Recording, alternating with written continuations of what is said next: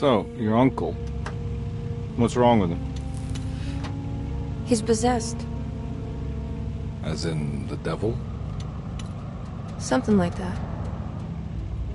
He says a dark man is following him, watching him at all times. What do you make of it? It's nonsense, of course, but I'd be lying if I said it didn't bother me. You see, it runs in my family. Possession? No, Detective.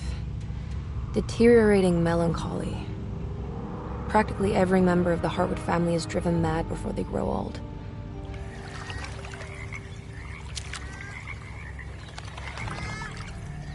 But Jeremy didn't kill himself.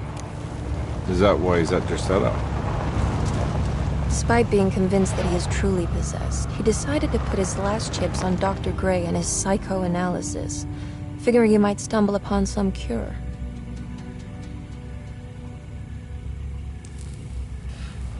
You mentioned the letter. I received a disturbing letter from Jeremy accusing the staff and all the other patients of being involved in some cult. And now they are also out to get him. Could it be real? Or is it all just in his head?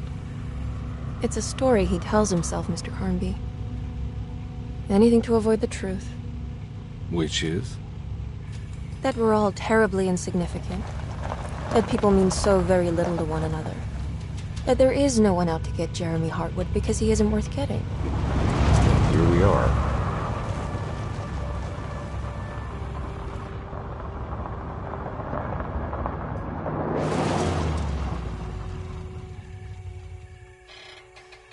My uncle's not well, Mr. Carnby. I want to make sure he's all right. Then what's my part in this? You couldn't get a cab? I just wouldn't feel safe going alone.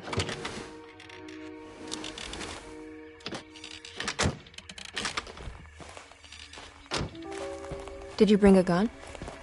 Yeah. You think it'll actually come to that? No. But you might need to wave it around depending on how agreeable the staff will be. What exactly are we gonna do when we find Jeremy?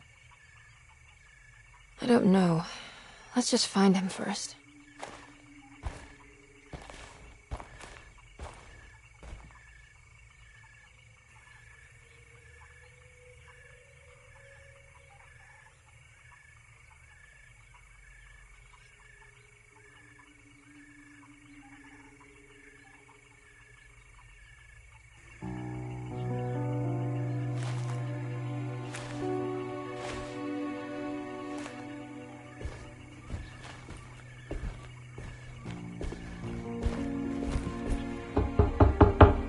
Hello?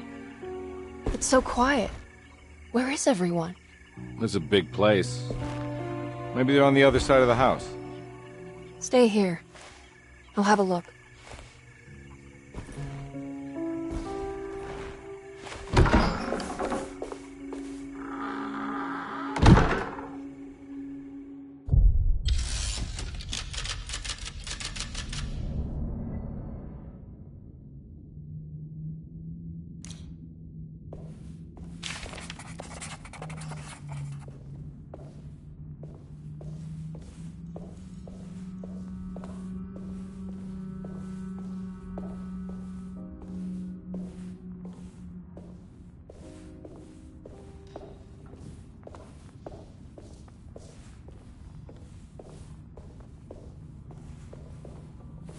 What's this?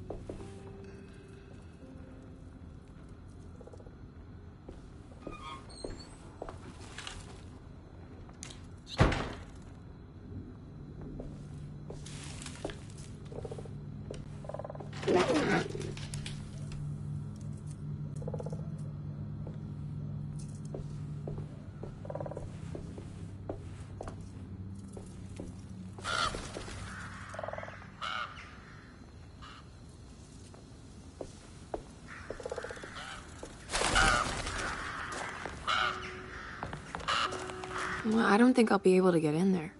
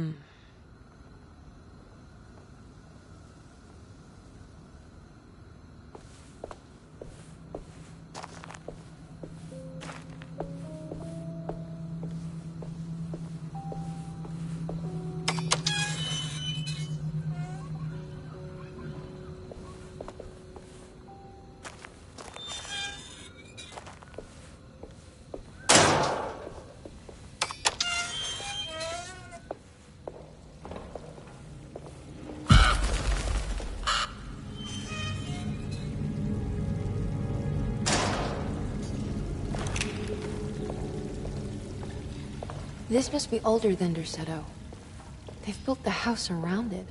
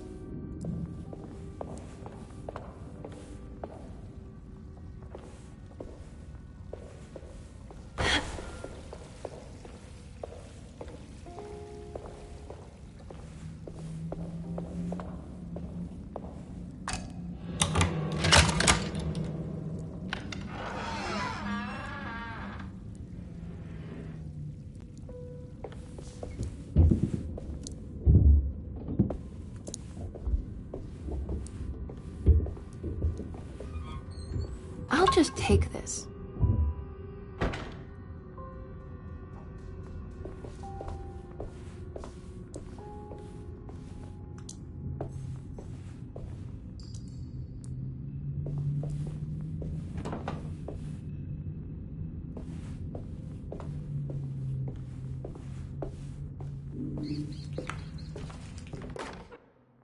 Every day your silence weighs a little heavier.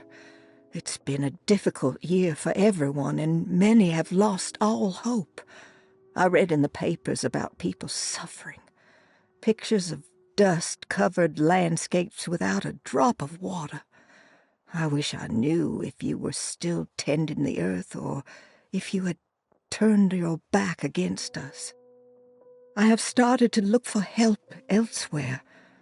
I pray you will tell me if I am going down a path that you find disagreeable. With help from Baptiste and Charlotte, I found comfort in the practice of the voodoo. I have long been skeptical of that Caribbean cult, but it's been of good use to me. It seems all harmless in my book. I say some words dreamt up by the Creoles, and I carry around a small pocket of gris-gris. Nothing of this is mentioned in the Bible, of course, but the French Quarter priestess tells me it's all connected. She says the Christian God is just one more perspective on the creator of things. That's what I like to think, but the other way around, that the spirits of her faith are just aspects of you, our Heavenly Father. I am so grateful for the words you gave Mr. Hartwood. We will sing your praises at St. John's Eve. The world will be blessed soon again. Only the sacrifices of the Old Testament compare to your demands. Let it be the truth. A mother of earth, wood, and dirt. A mother of 1,000 young. Sacred sand, $1. Black cat oil, $1.50. Devil shoestrings, $0.25. That makes $2.75, madame. What was that you were telling the doctor? A goat without horns. What does that mean? Ah, you must have misheard me, madame. I said no such thing. Please, I know I don't look like any of you, but I'm devout. I'm ready to do what it takes. Do not be so eager to sacrifice the few things you have left, madame. Now please, leave my store. A goat without horns.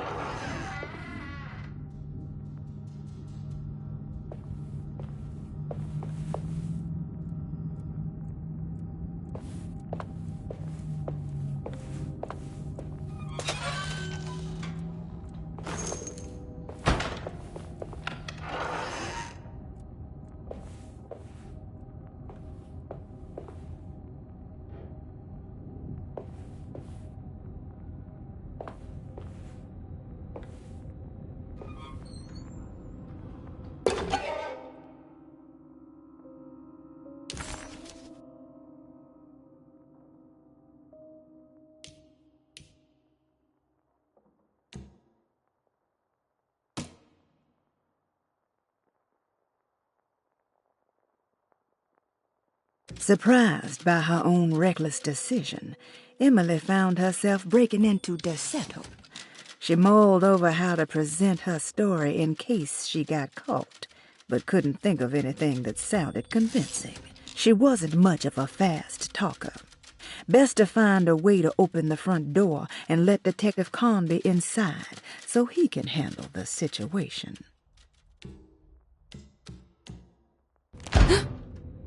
What was that?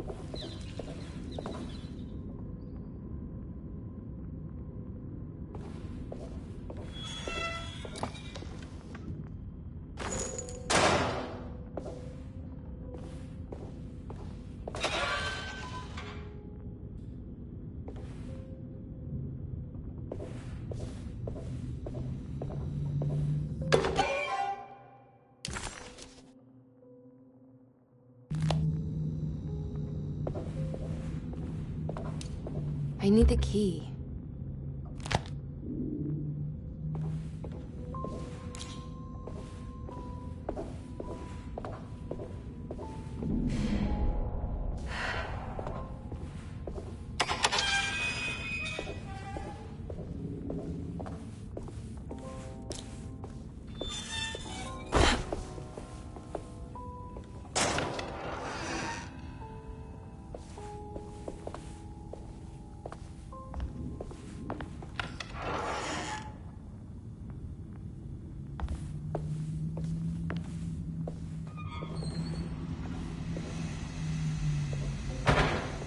Please do not touch the boiler.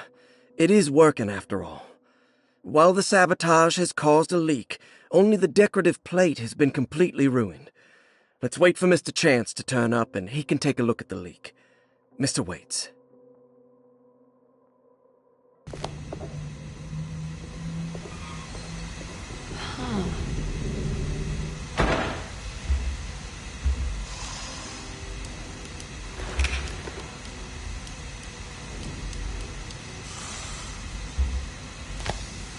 That doesn't look safe. There's something missing.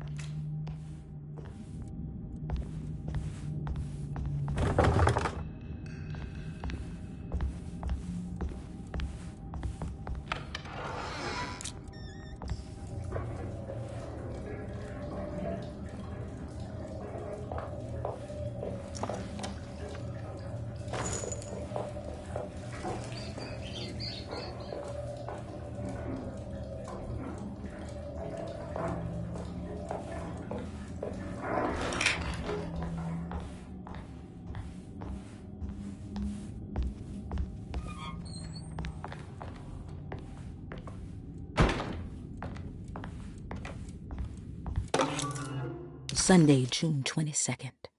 I spent all day looking for Jeremy. I should have cared for the others, but I'm scared that he will do something irreversible. Cassandra is upset that I didn't give her the latest shipment of pain medication that Waits brought from the post office yesterday. I would have given it to her, but the company didn't send a new key this time around, so the box is just sitting there on my desk. They must have figured we had plenty of their gimmicky keys by now. I only remember seeing one lately. Grace was playing with it inside the grand parlor. Unless it turns up by itself, it will have to wait. I have to figure out where Jeremy is. I think Jack knew something. That dog of his found a strange rot permeating the house. She's showing us, he said. Like those blots and streaks of fetid rot was talking to him.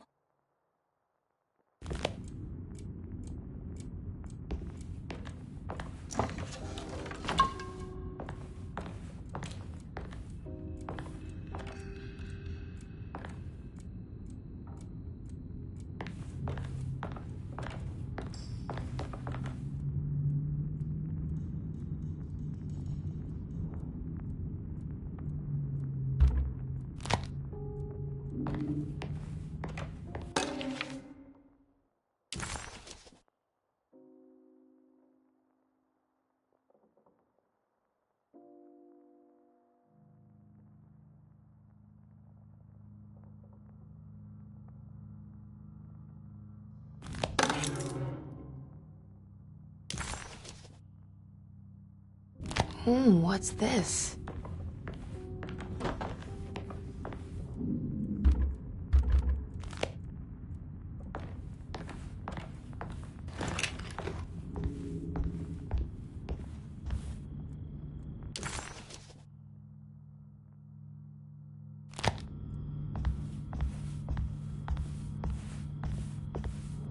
I need the key.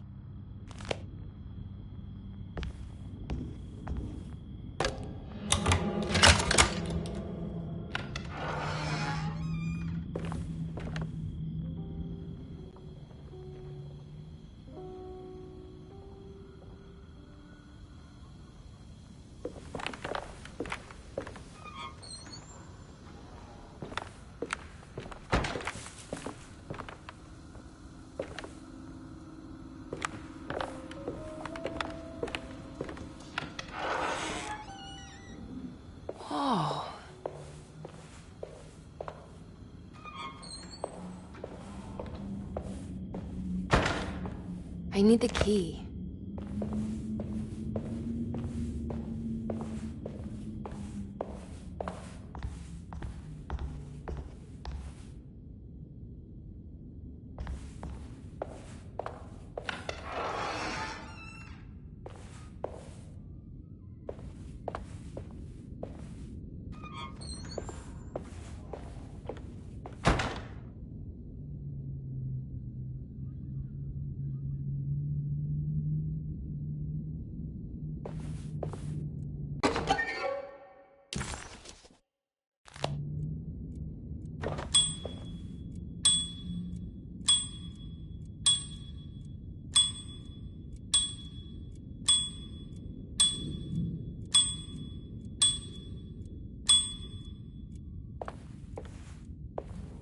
I need the key.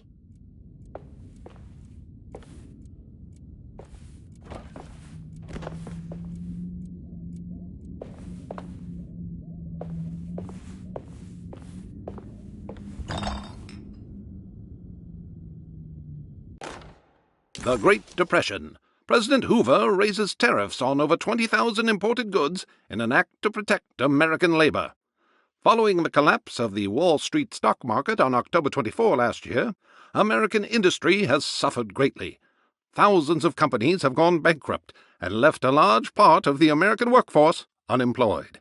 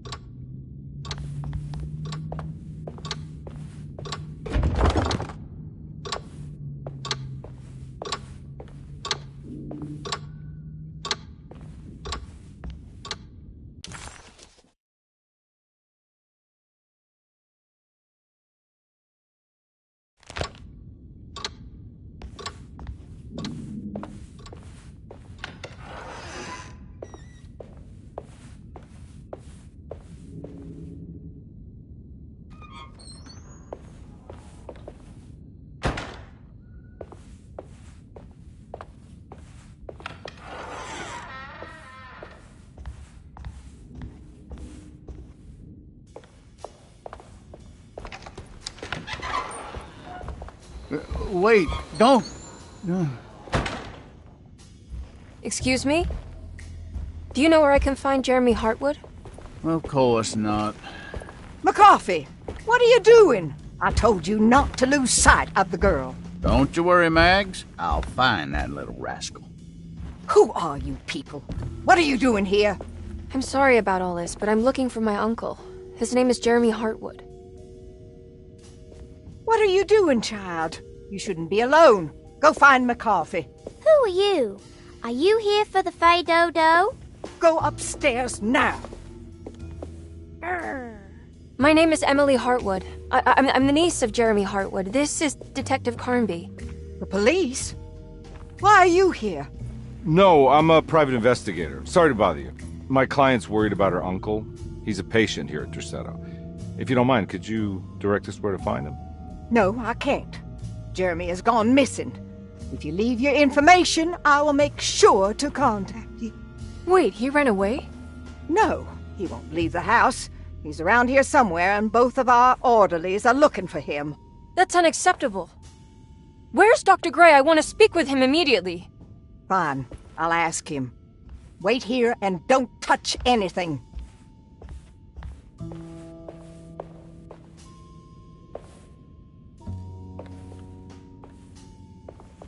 Do you want to see Jeremy's room? Can you show us? Follow me.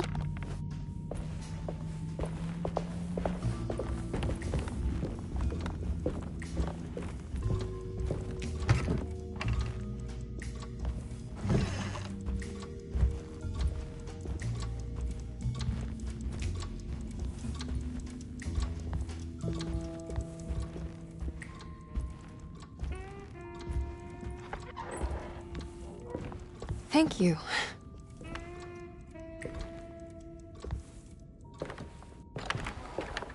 Strange kid. Let's look around, see what we can find.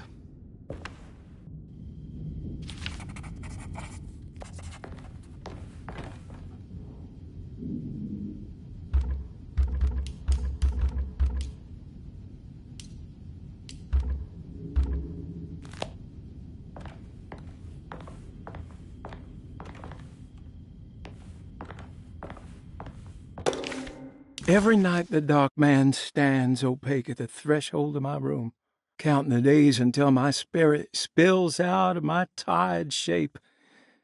Only his pallid mask shelters my remaining sanity. Staring directly into the face of that demonic sultan would surely sunder time itself. Would he have looked the same to my father as he struggled for his life? Does his veiled face haunt my niece quite the same way? I wish so that I could rest my soul in that sunburnt convent of Tarawea. Would I find you there, Juan? Or Senora Perosi, back from the beyond?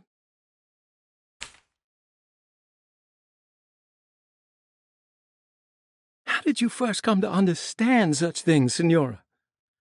How did you know that the battered boil in the basement would lead me to Lafayette Cemetery? Or how the old upstairs clock, with its astronomical motifs, would take me to that hateful mound outside of Claremont Harbor? Those are my memories, my past. Is there perhaps a chance, if ever so small, for me to see Tarawea?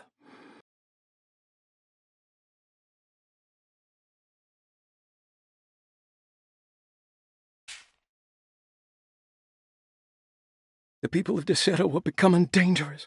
They do not understand what they are doing. I must do something to stop them. I tried talking to Dr. Gray, but he confuses my worries. He's caught up in treating me. How can he expect evil to be cured with medicine and conversation? The dark man offered me a prison, and I accepted. I signed that miscarried contract and entered the dark pact. Everyone is safe, except for me. The dark...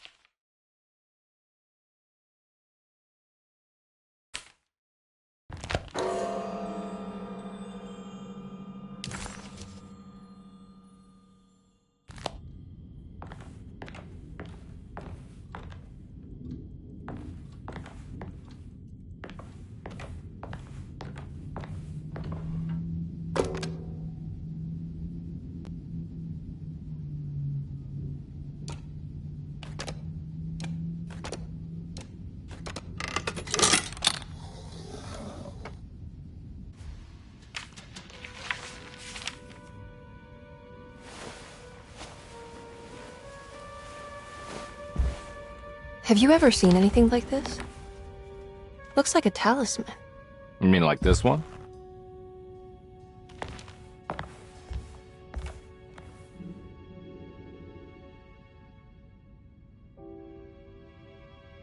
Can you find me a knife to cut the canvas? I want to take this with me. You want to take the painting? Sure, I'll find one.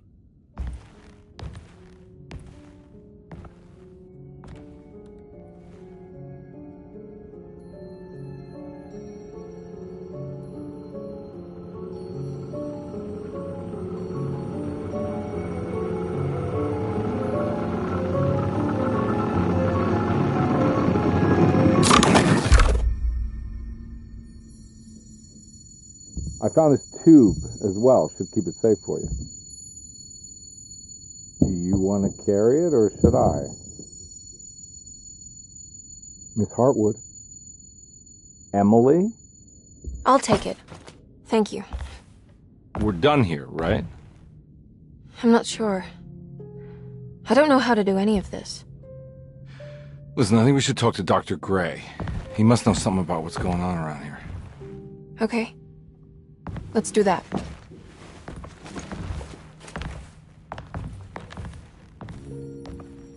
Come on, I don't want to be here all night.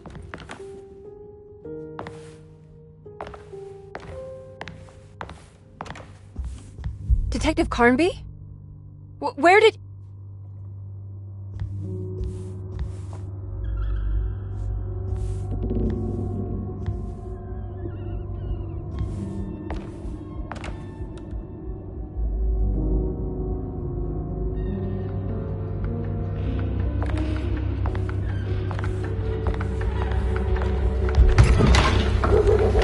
What on earth is happening?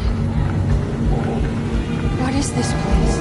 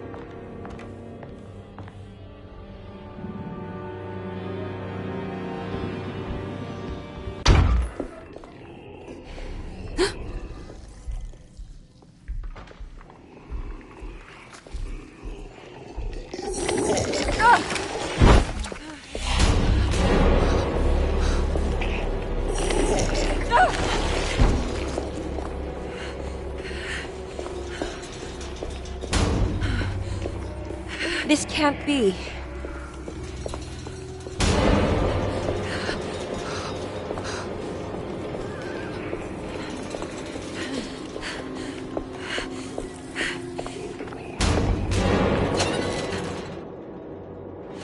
Now what's this?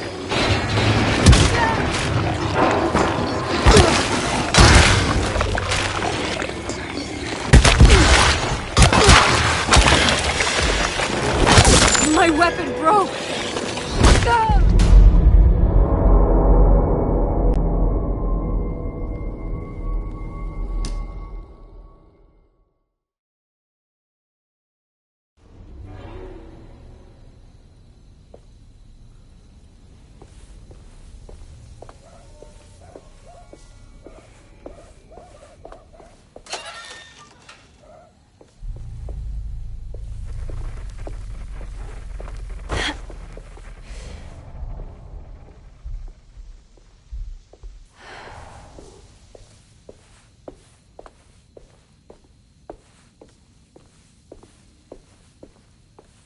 This can't be.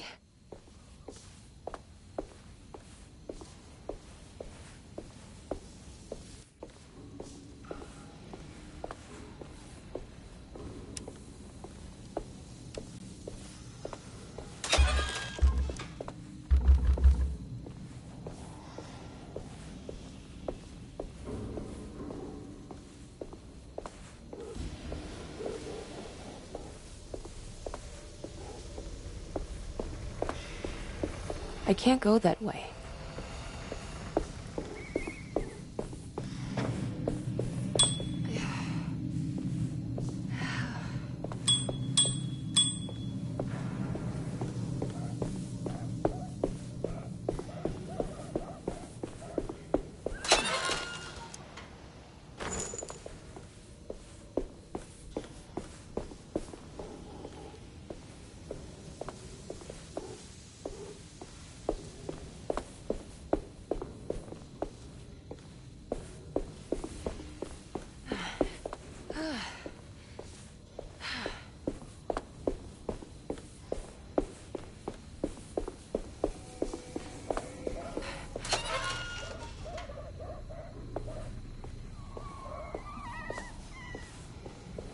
I need the key.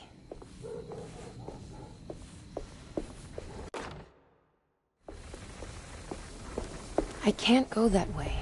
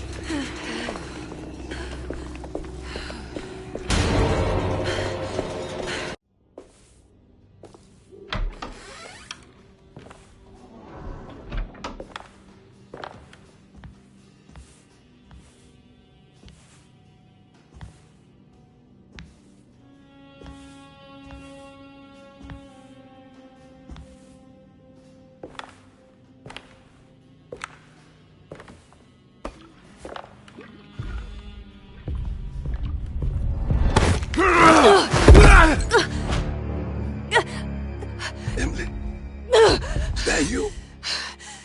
Baptiste? How'd you get here?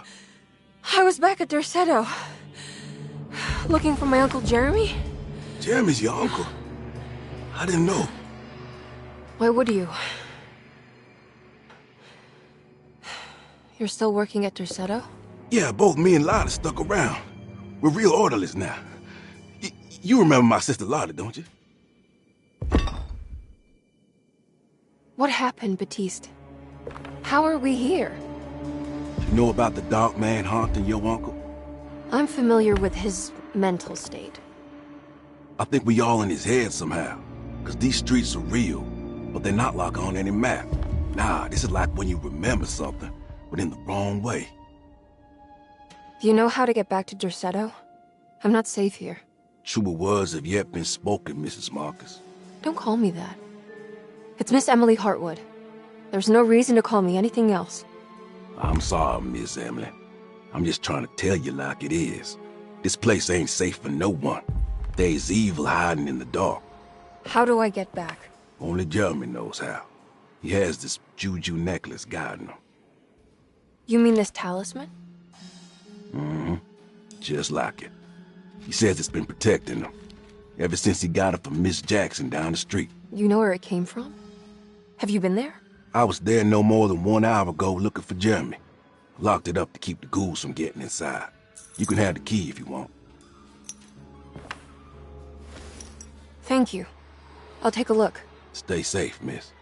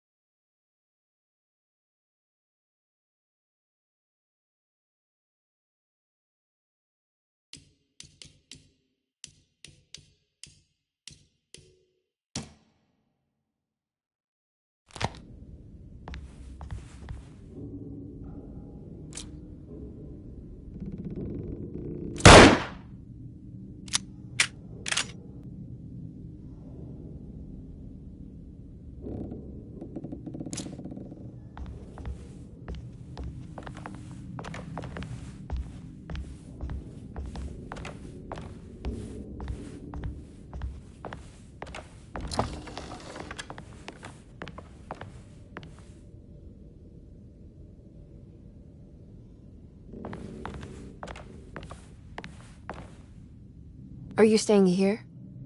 For a while. Want to see if Jeremy shows up.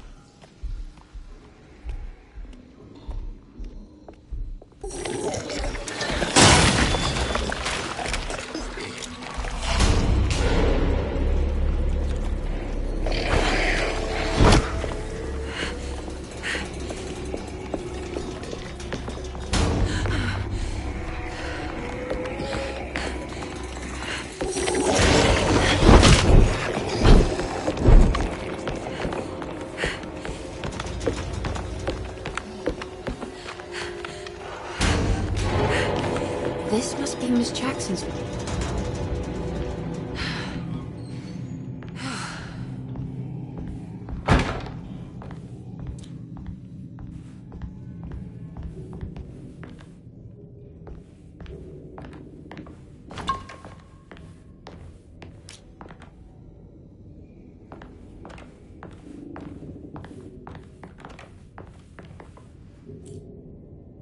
It looks exactly like Jeremy's talisman.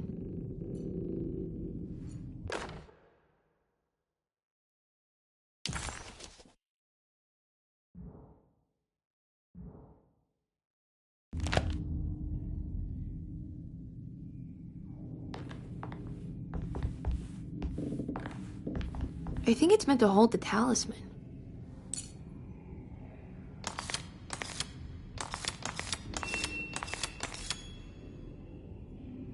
I'm not sure what numbers I should use. Maybe there's something in Jeremy's notes.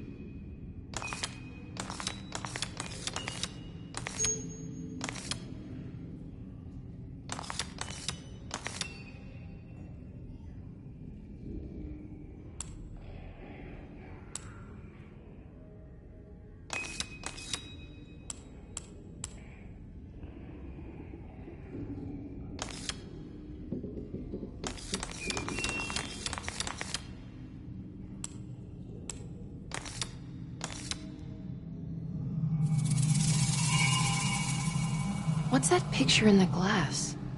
Where is that?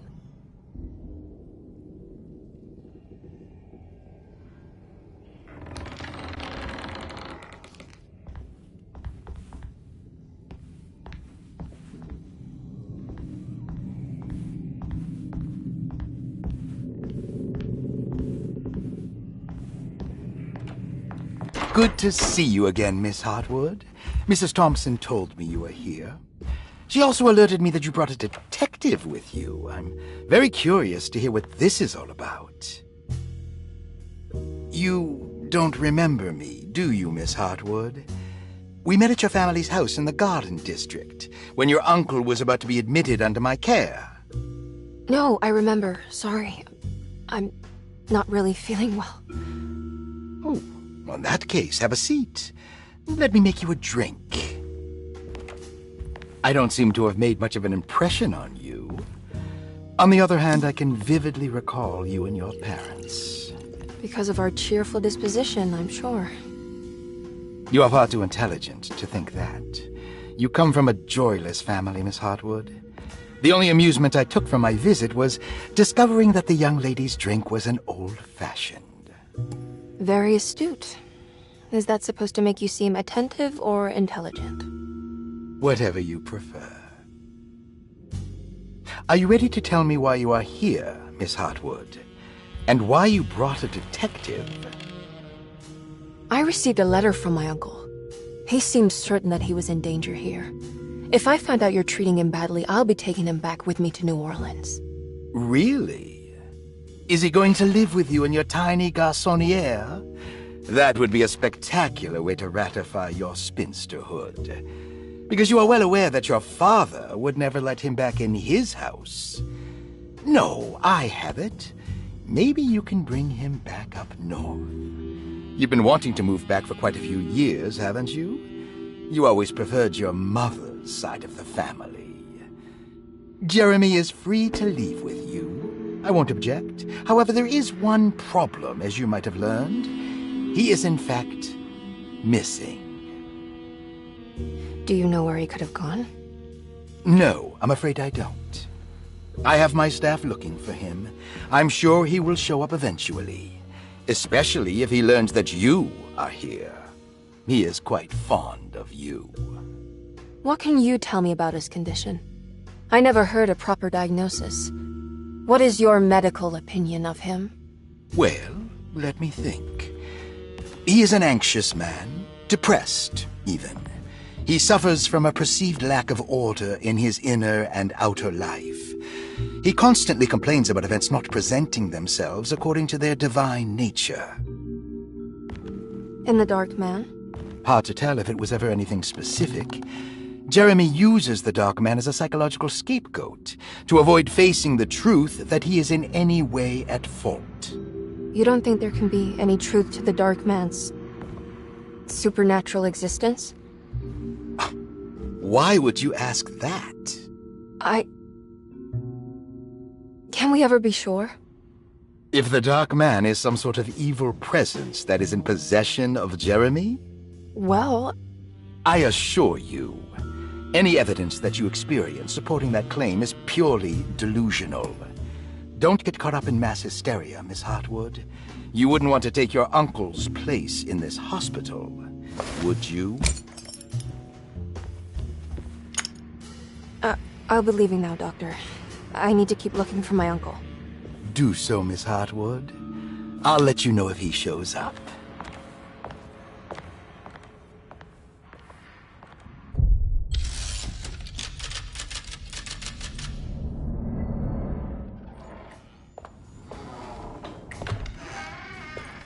Detective Carnby!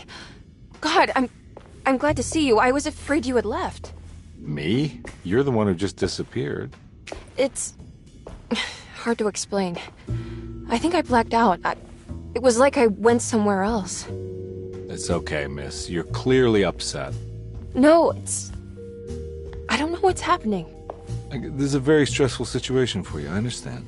Ugh, no, you don't understand. Just take a deep breath. Why don't you sit down, smoke some of the Perique? If you want, I could even drive you back to New Orleans. I just want to have a talk with Dr. Gray first. I want to stay. I found a talisman just like the one in the painting. I think I might be able to figure out where Tarawea is, where Jeremy wanted to go. That's great. Just stay out of trouble, okay? Let me handle the investigation. I'm not crazy, Detective. Not yet. Okay, catch you later.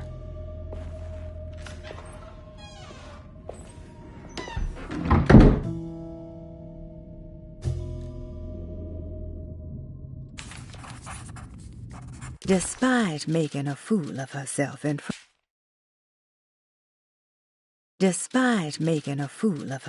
front of Dr. Gray and Detective Conby,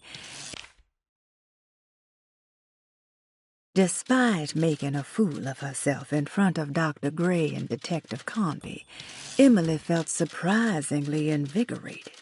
She felt absolutely sure that it was her manipulation of the talisman that had brought her back to Derceto. Jeremy mentioned 2 items in his commonplace book that somehow connected him to 2 more dreams, or whatever they should be called. If Jeremy had 2 more worlds open to him, then maybe he would hide there if he was scared. Or maybe he found a way to Tarawea, the place Jeremy so desperately wanted to visit. Excited to follow up on her clues, Emily set out to find the old clock and the boiler.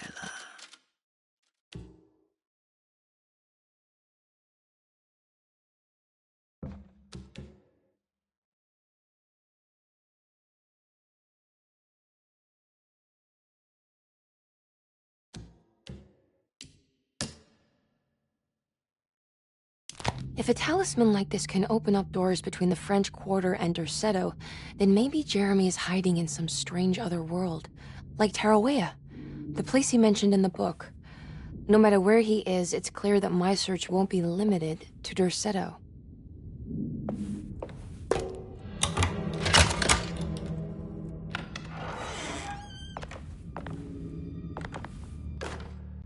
Paul, you're right about the plates on the boiler and the clock. They have been sabotaged, and I think I know who did it. They have something to do with Jeremy's episodes and how he seems to disappear at night. Right now, it's important that you keep an eye out for any of the pieces. I want to find out if I can repair the plates. Let me know if you find any of them. Lottie. Tell Lottie to take a look at the well in the kitchen garden.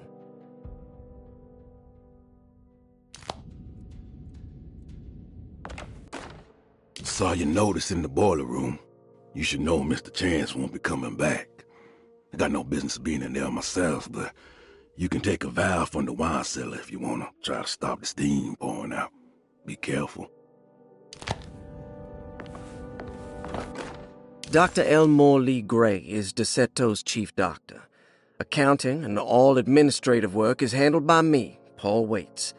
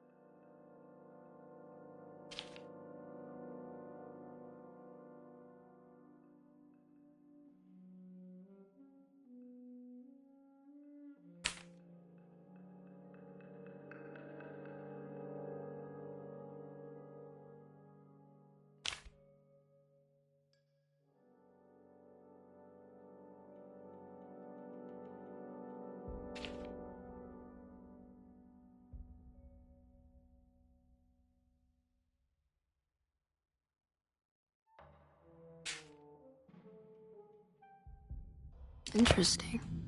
It's all the patient files except for Jeremy's. Looks sturdy. Doubt I'll be opening this.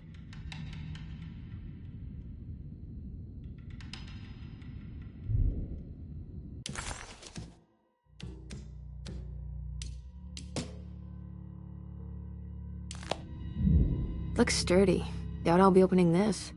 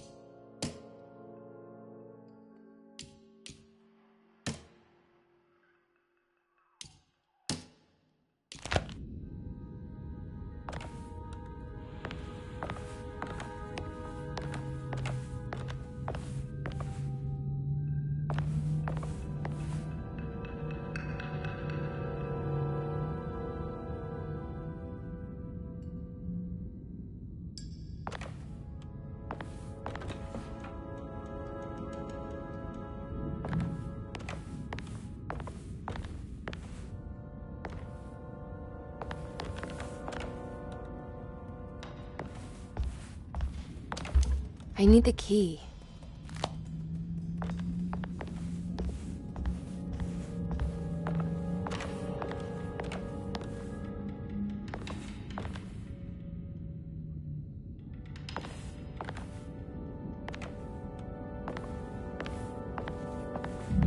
Looks sturdy. Doubt I'll be opening this.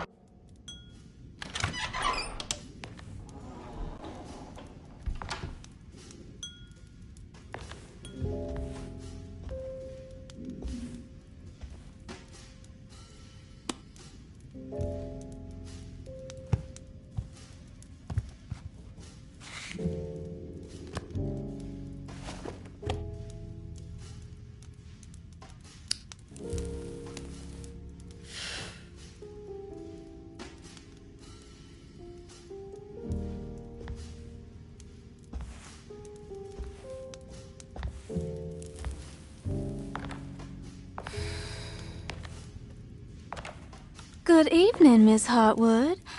That is your name, isn't it? I would be terribly embarrassed if it wasn't. You're right. Emily Hartwood, Jeremy's niece. Nice to meet you.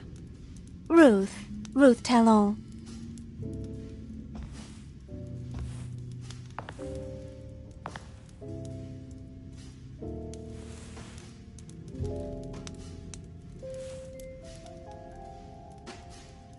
Is that Perique you're smoking? How terribly quaint. Maybe so, but I like it. Would you care to share some?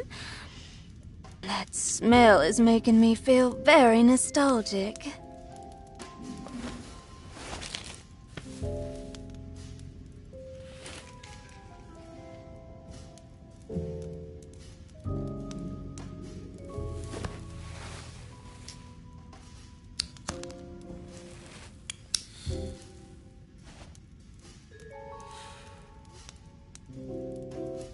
Is it all that you hope for? I enjoy your light mockery, Miss Hartwood.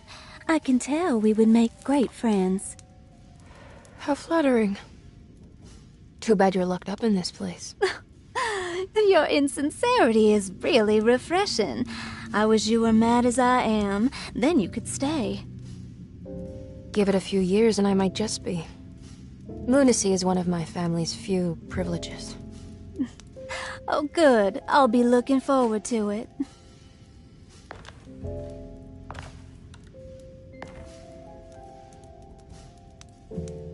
You don't know anything about what happened to Jeremy, do you? Everyone here is really strange, and it's hard to know what to make of anything you hear. Occasionally, it sounds quite exciting, though. Good versus evil and all that. I'm sorry, but I don't think I have anything useful to share. It doesn't matter. Thank you for the much-needed break. Bon voyage.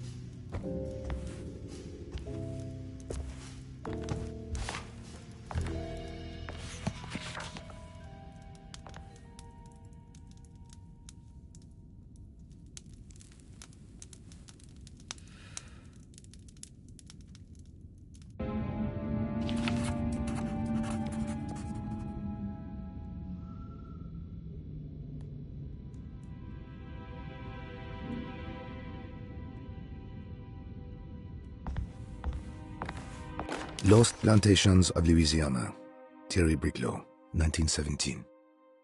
Derceto was a small plantation on the eastern shore of Lake Pontchartrain.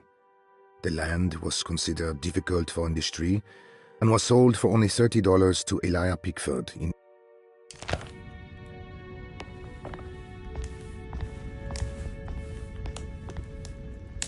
Are you reading anything good? A Brightness from Afar by Lord Boleskine. It's actually not bad.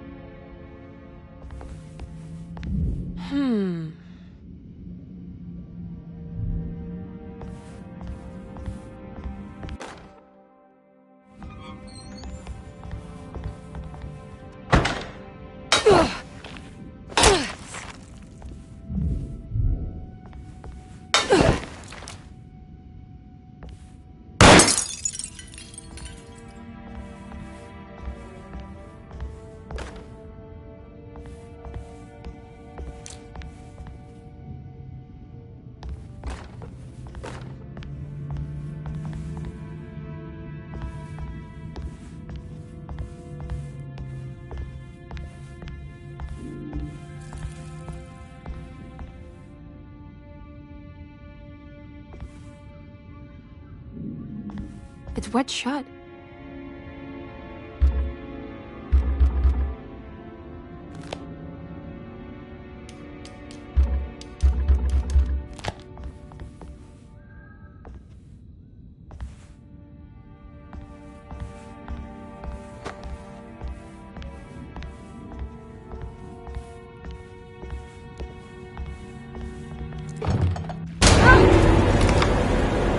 What is going on here?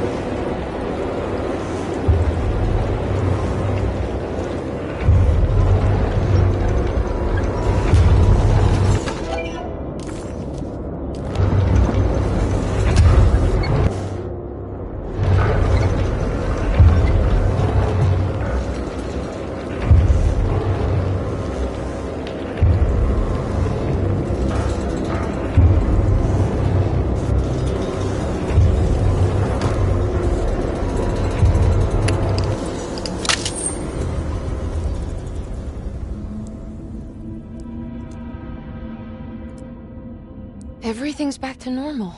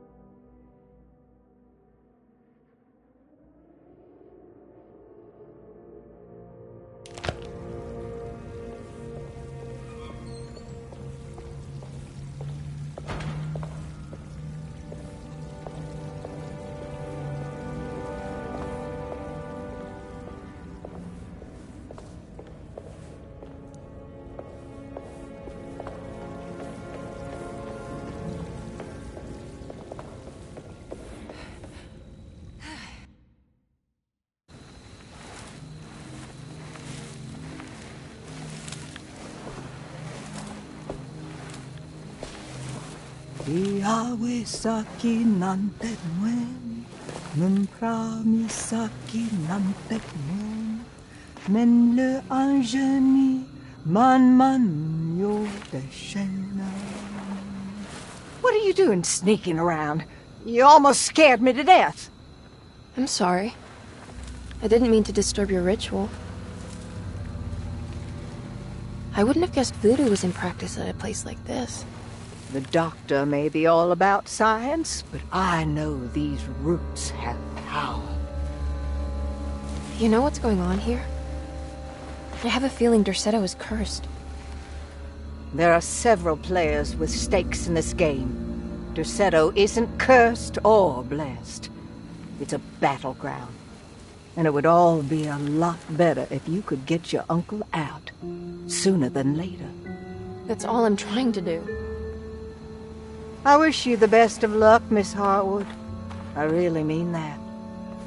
Now, if you'll excuse me, I need to look after my gumbo.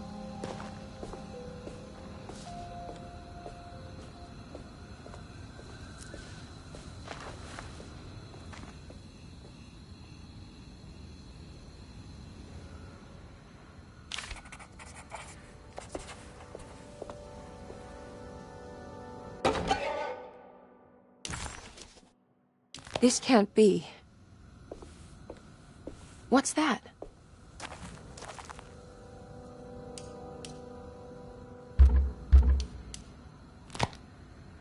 It's another piece of broken plate.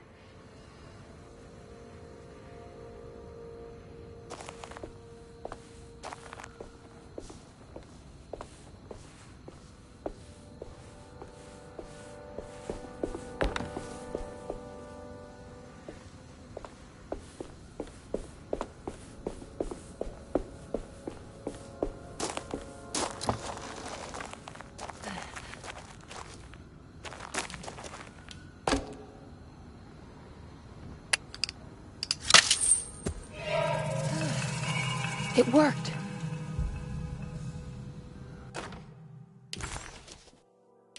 Ah, what's this?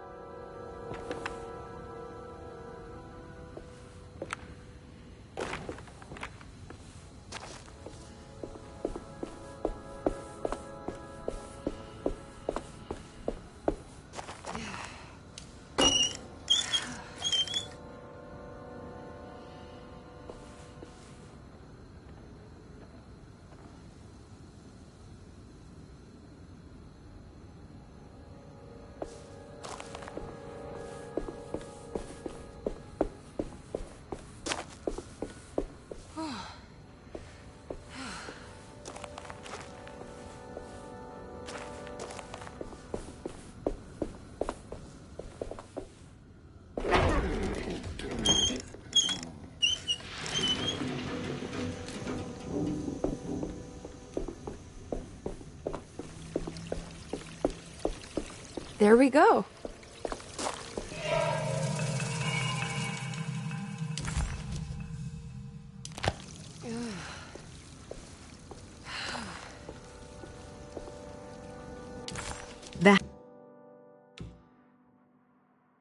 The housekeeper buried something in the flower patch beneath one of Dr. Gray's windows. She was singing in some Creole language, performing a peculiar bourgeois voodoo ritual. Certainly not an unfamiliar sight in the French Quarter, but voodoo had never felt this bitter to Emily.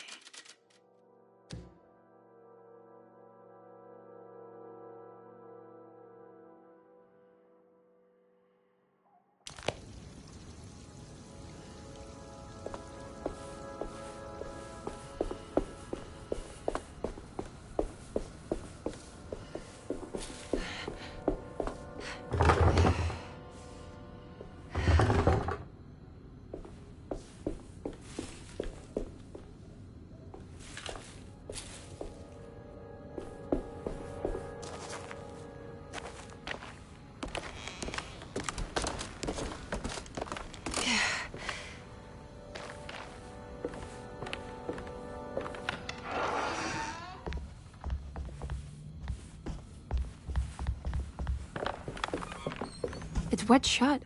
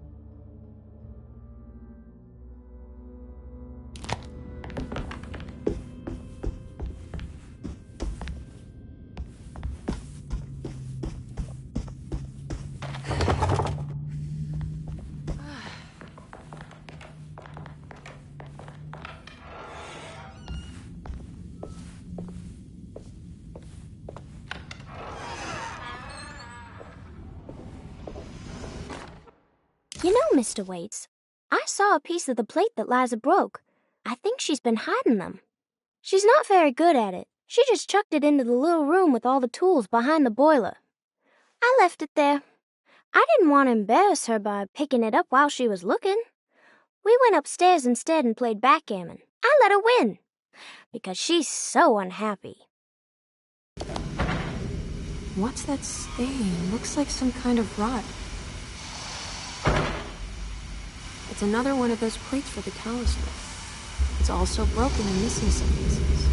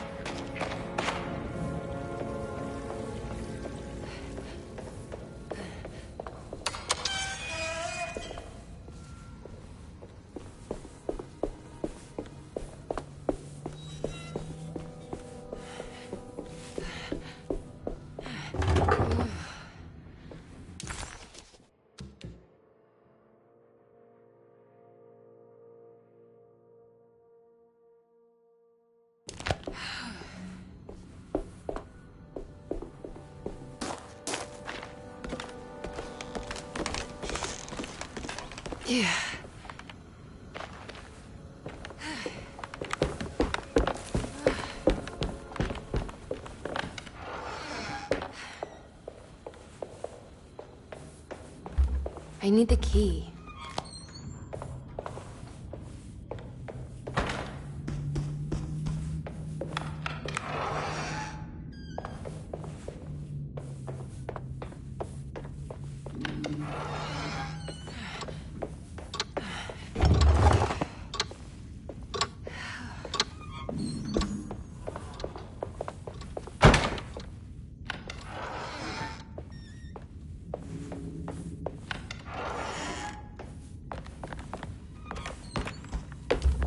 I need the key.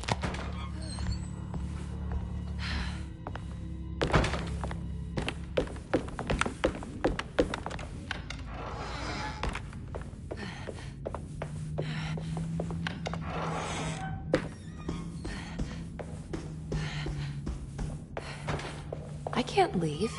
I need to find Jeremy.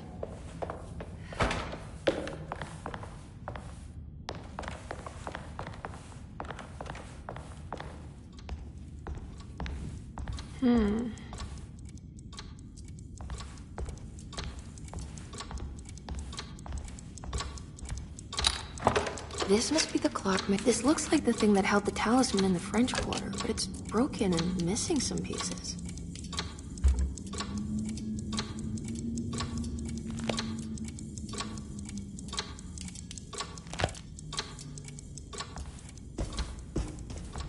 I need the key.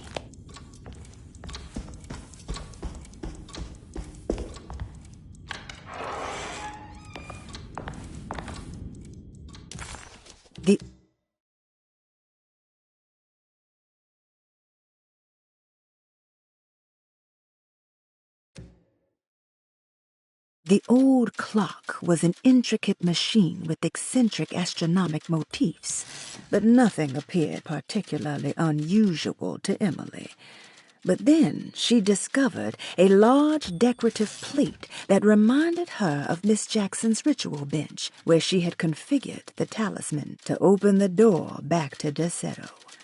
The clock's plate had unfortunately been sabotaged, but if she could piece the plate back together, she figured she would be able to repeat the procedure and maybe open up to another world.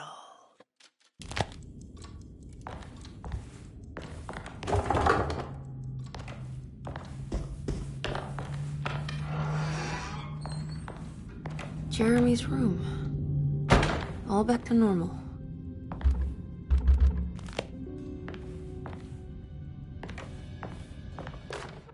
Emily's here.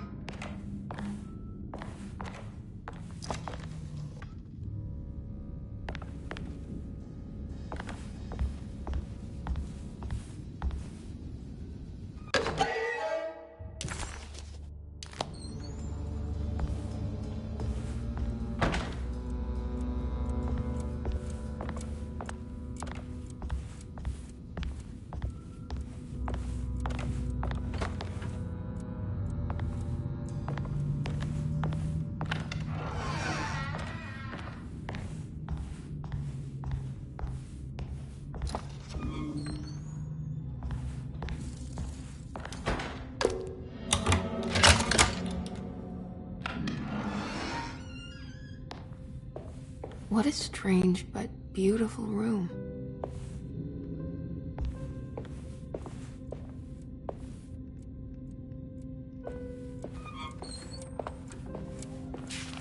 The Astarte Artist Colony. I'm pretty sure they had a Mardi Gras crew called the Pirates of Pontchartrain when I was a child.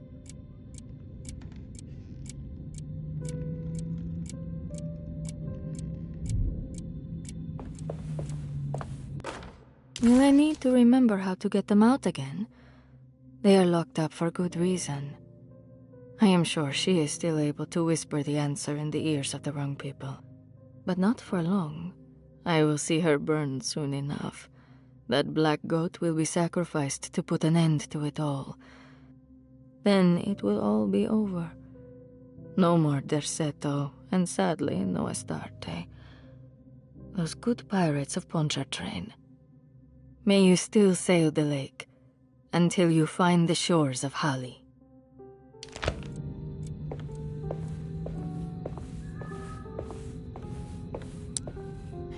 Are these zodiac signs?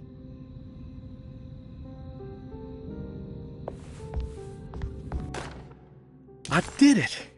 I crossed the thresholds to my intended destination without a focusing device. My talisman now knows these roads, and I have no need for the plates.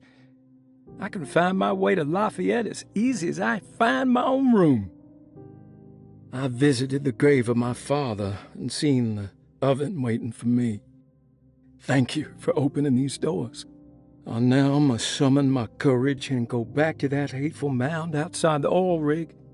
I hope you'll be feeling better when I return. Jeremy.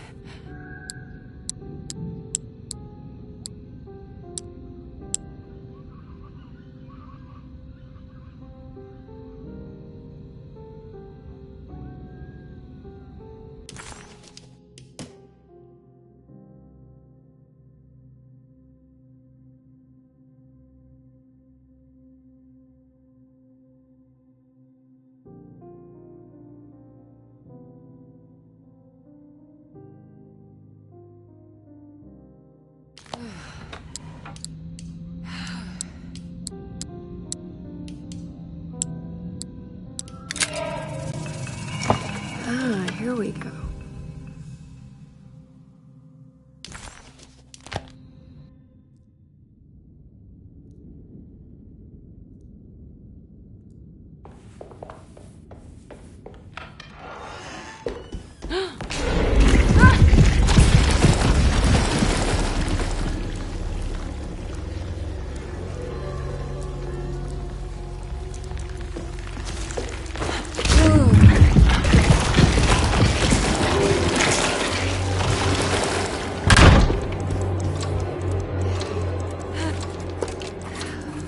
Seen this somewhere. I don't understand what's happening.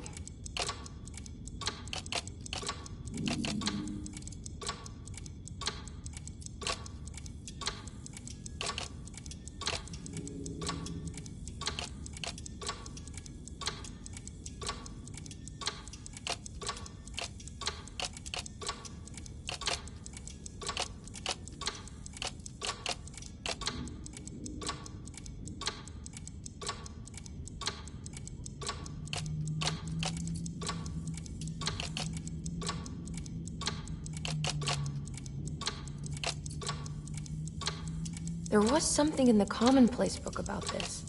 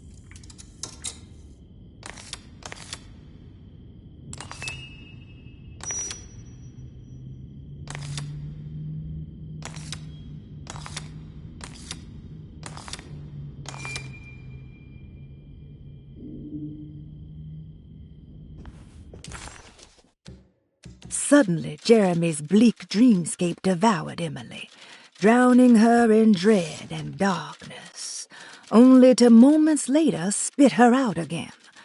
What had happened, and why?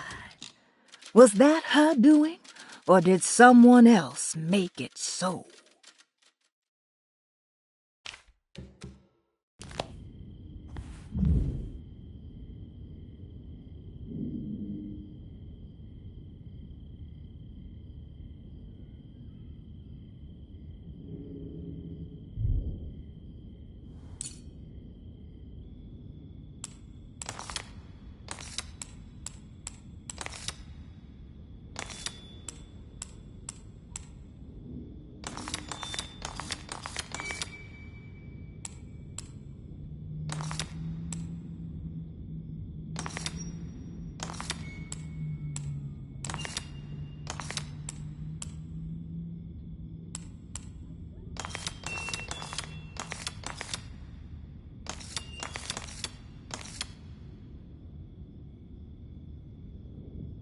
It's showing me something.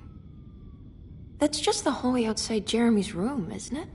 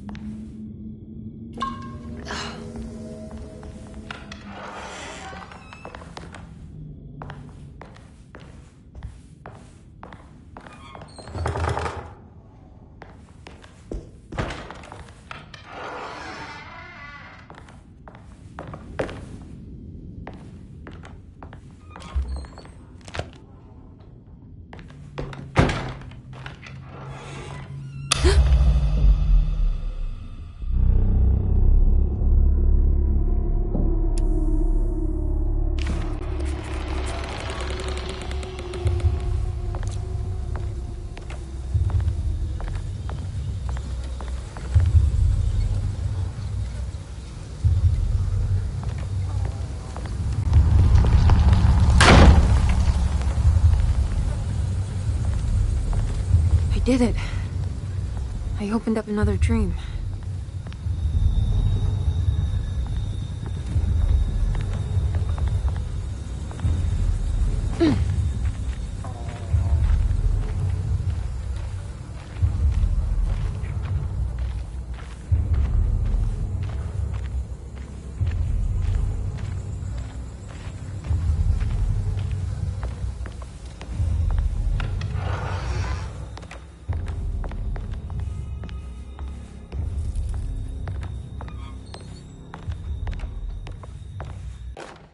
May 1923, Monday. All okay, ready for delivery. Maintenance. Oil pump must be serviced. Any tampering causes large spills unless properly forestalled. Tuesday. Shipment delayed but delivered. Maintenance. Service bridge close to broken. Wednesday. Prospectors reluctantly agreed to show the burial mound to Mr. Hotwood, a painter, who read about our finds in the papers. He means to return tomorrow and try to find a way inside. Thursday. Mr. Hotwood's efforts delayed. The workers seemed nervous about his presence. Hotwood promised not to return to the compound. Instead, he has taken up an offer by L'Officier, the riverboat captain, who means to pilot him to the site tomorrow morning. Hopefully that's the end, and work can resume. Maintenance. Bridge from the oil tower to the bayou has collapsed. Sabotage suspected. This is the devil that guides us now. Huh.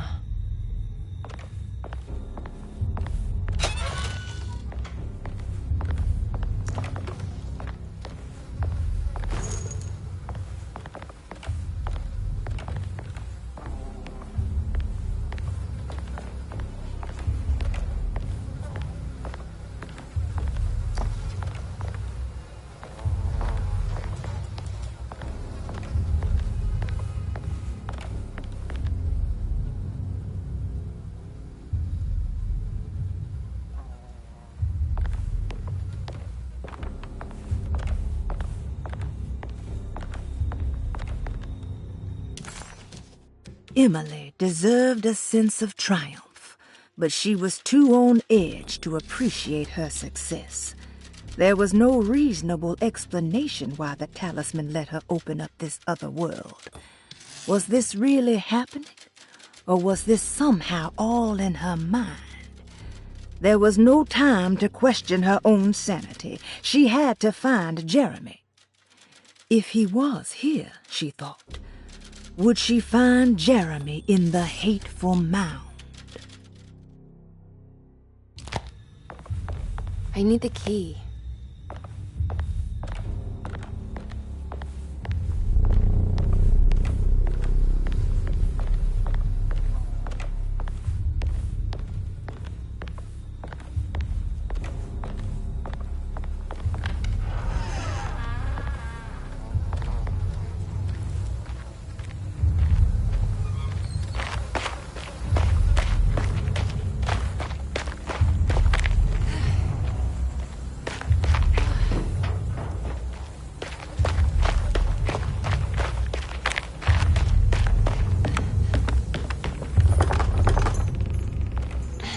Locked.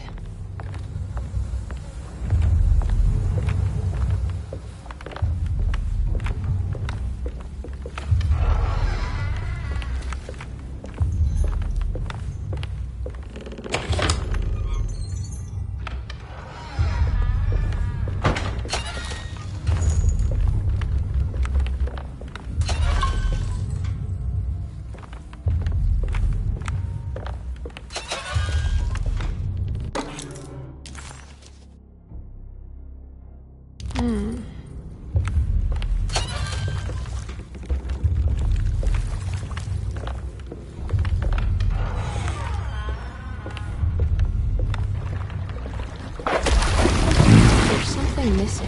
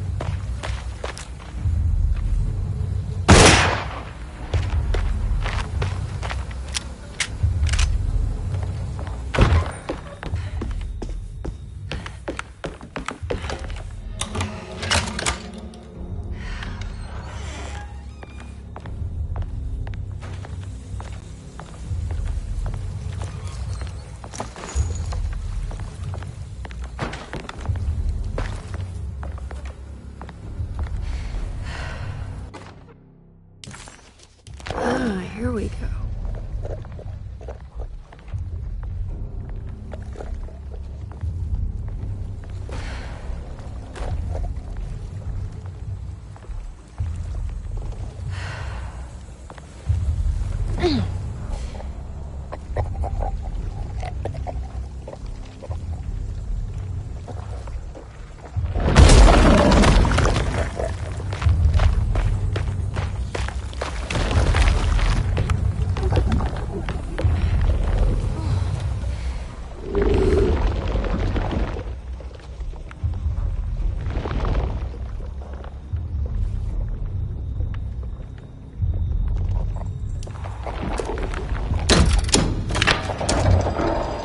It worked.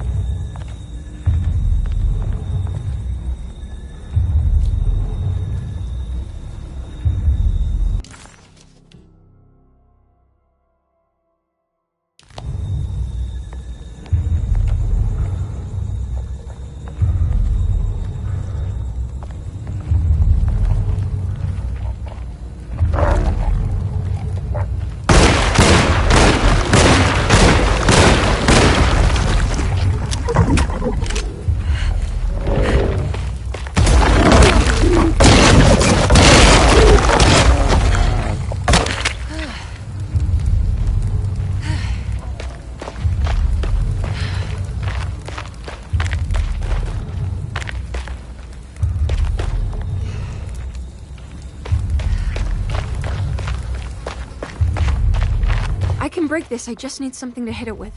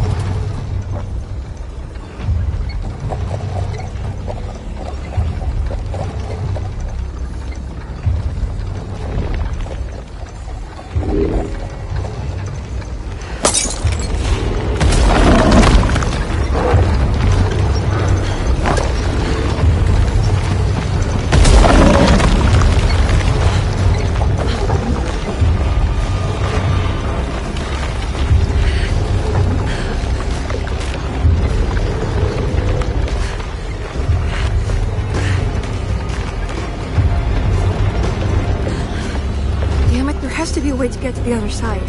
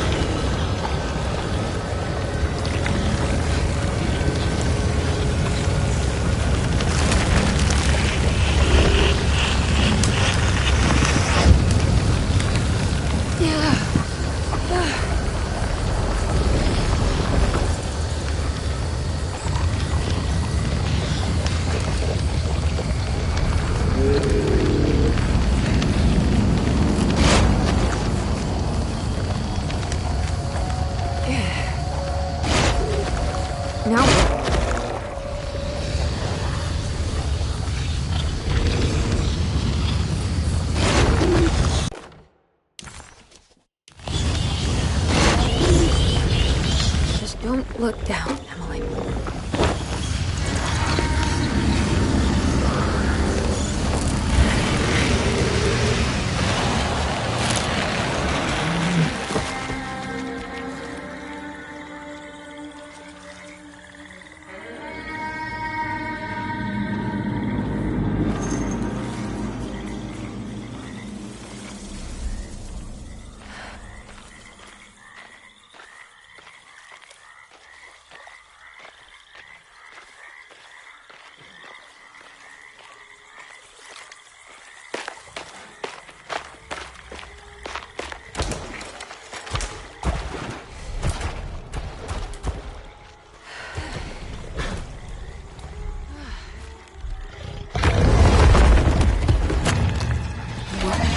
How is that?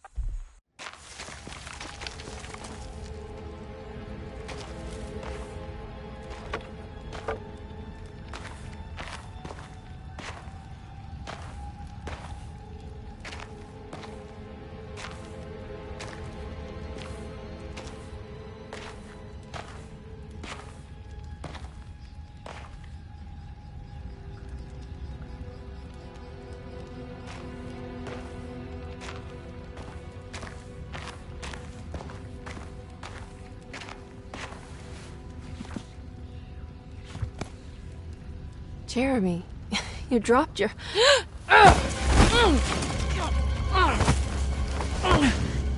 Mrs. Marcus? Get off of me! What are you doing here? Trying to find my uncle. Jeremy is your uncle? Could you please? Thank you. And it's Miss Hartwood. You don't remember me? I remember you, Miss Dubois. I met your brother, Baptiste, earlier. I suppose he hadn't found Jeremy either then. We spread out to find him. Can I have this? I'm trying to get to Tarawea. Fine, believe the rest. I just want Jeremy to come looking. We have to leave before it comes inside. What? Where? Come quick!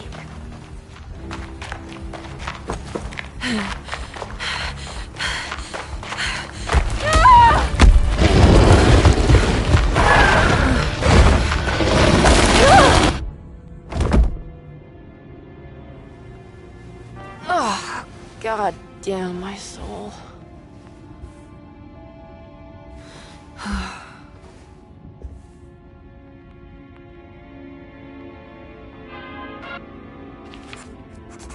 I'm back at Derceto.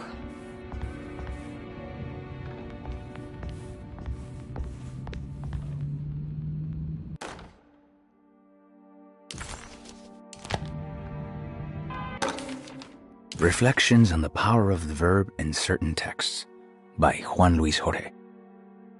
To act is in itself divine. Even the slightest movement of our hand is evidence of our soul in motion. Yet our free will is so easily overwhelmed by the dullness of everyday life. Our actions become rote and rigid in spite of luxury and comfort. True divinity is found in the choice of leaving the stage where we all perform. People who discover this freedom unexpectedly will be struck by the terror of this revelation and become paralyzed, or worse, turn to suicide. However, if you are able to weather that storm, you will discover that there is a divine path beyond that fear. There is a chance to dismount your destiny and make something new. Something that hasn't been planned for or predestined. There is difficulty in explaining this type of acting as it transcends our everyday choices. This isn't some banal decision choosing one career over the other, or even who I should marry. Leaving the stage, no matter how, isn't a matter of course correction. It's a rejection of the story that the Creator is telling.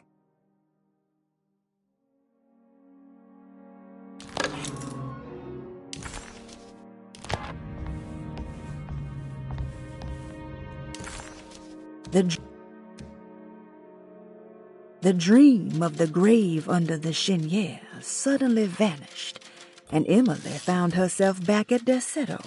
Instead of Jeremy, she found Lottie, who, just like her brother Baptiste, reminded her of John, who died so bravely in the war. She pushed her painful memories out of her mind and returned to her investigation. She still needed to figure out what to do with the boiler.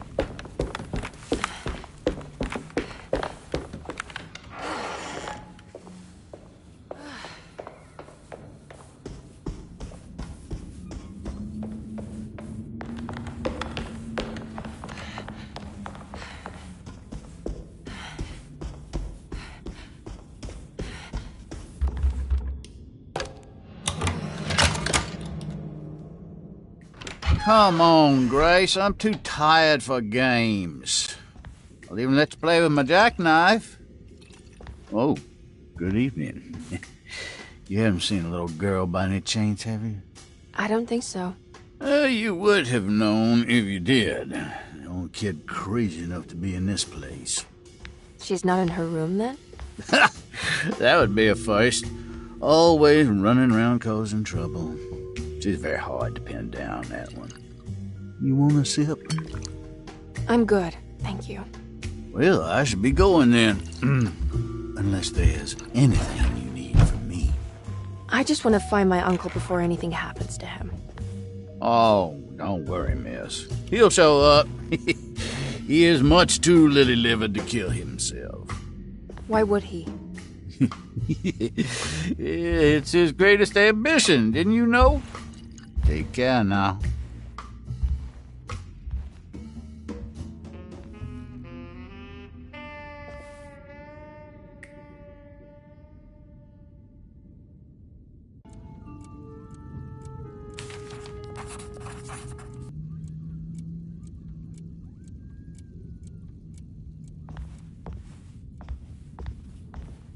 There's something missing.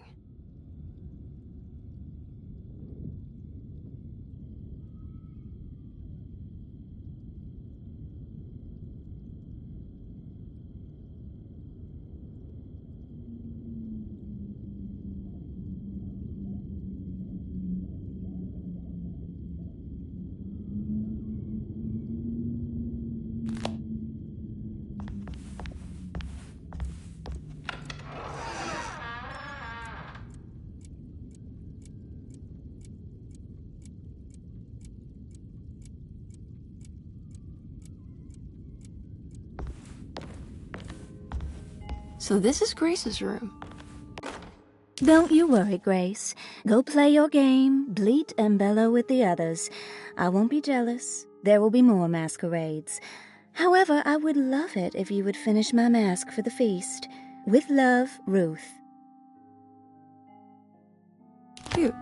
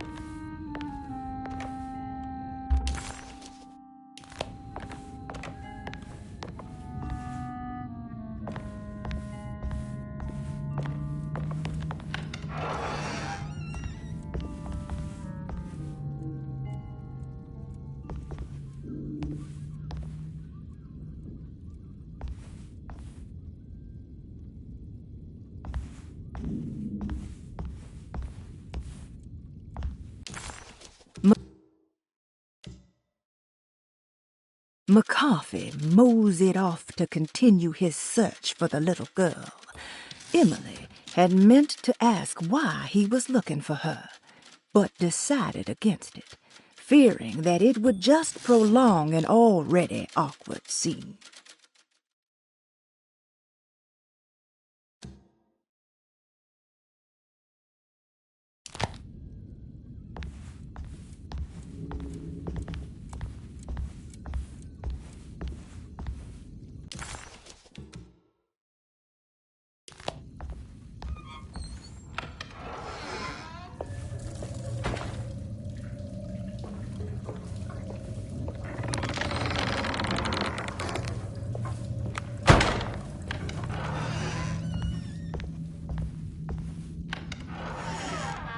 This must be the great Cassandra Beauregard's room.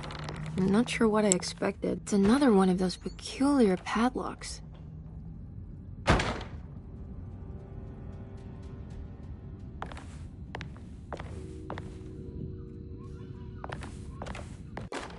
Miss Beauregard, I picked up your medicine at the post office today.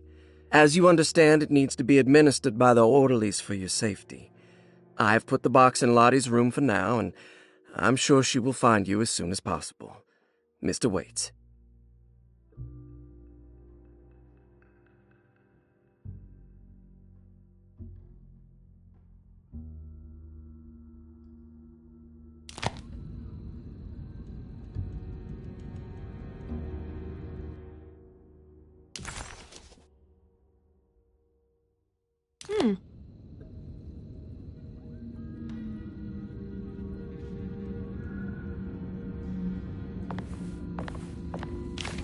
There's more of that aggressive rot on the bottles. I wonder what that means. If I find the full set of bottles, then maybe I can make something out of the strange markings. I'm not sure I have everything I need.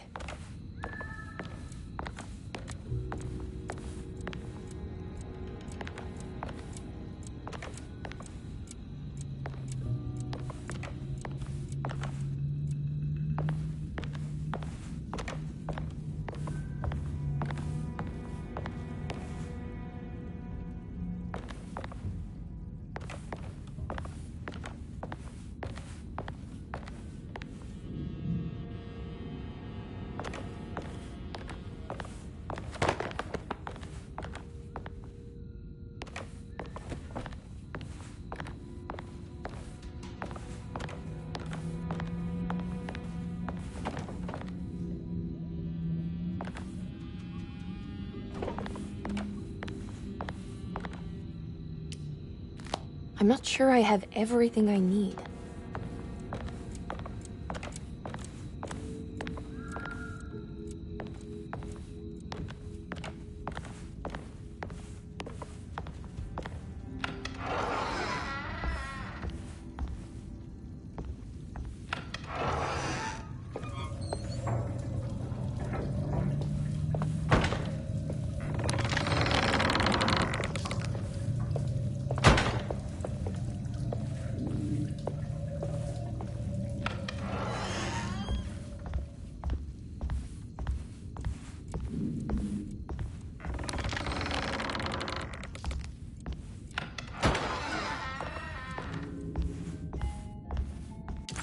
The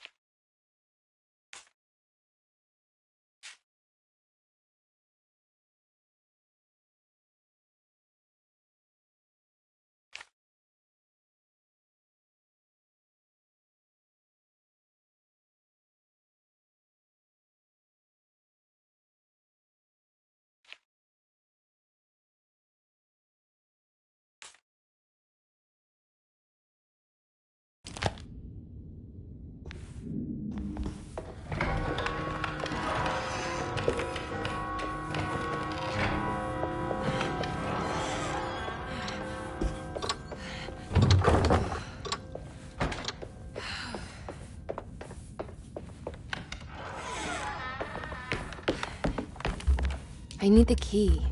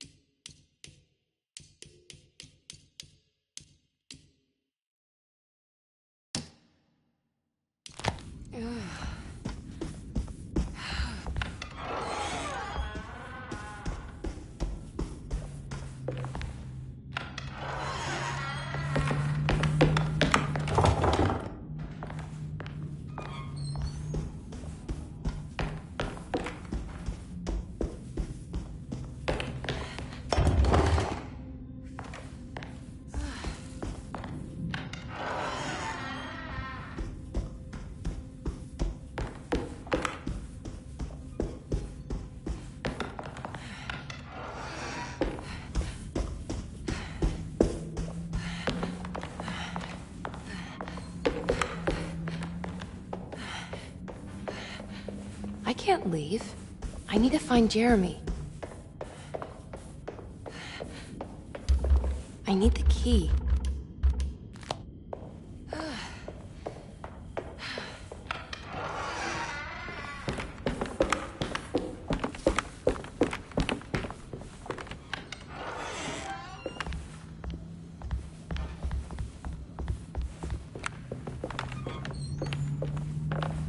It's wedged shut. It worked.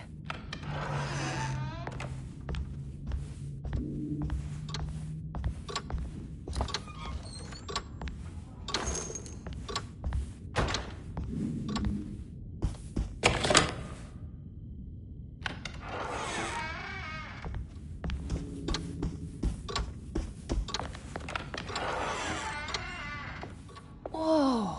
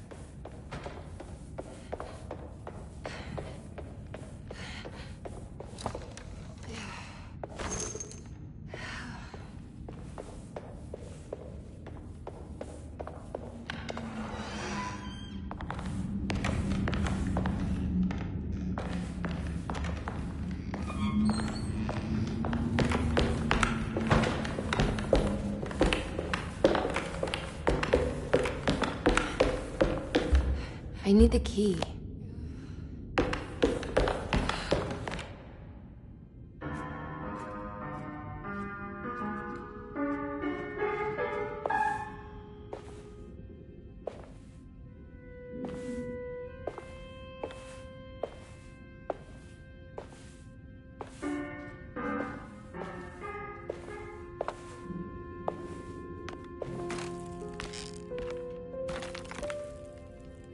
Do you teach piano as well? Huh? You're a governess. did you teach those clawing Casino kids how to play the piano? How do you know about that? Just because grown-ups don't notice children doesn't mean we don't notice you. Yes. I taught them some piano. Are you any good at it? Not good enough to play a broken one. It fell from the attic. Brought half the ceiling down. It was Jeremy's fault, wasn't it? Nobody knows what happened, but you're not wrong.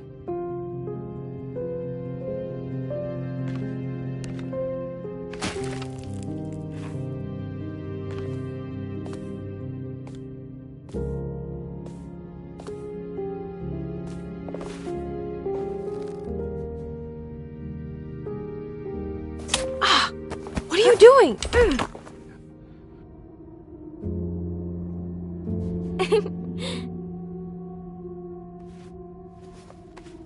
I'm gonna go now.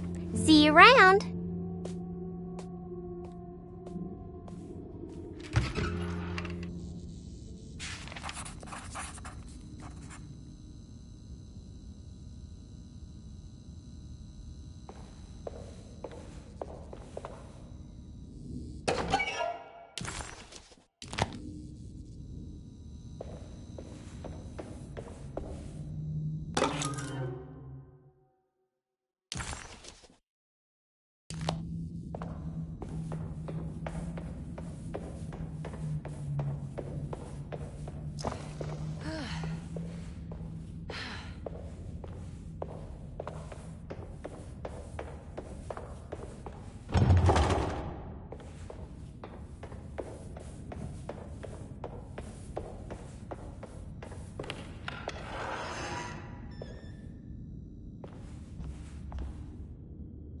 Ugh.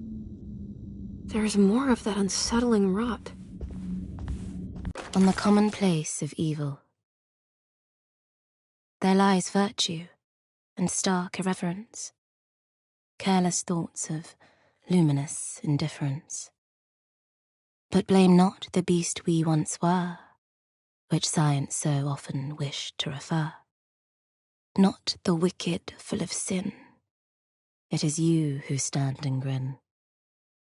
All our good intentions aside, whereupon we build our pride. Sunless solitude, follow not this corrupting light. Prophets of confidence always crashes out of sight. Hear me, for we all bear this mark. Thus we must remain alone in the dark.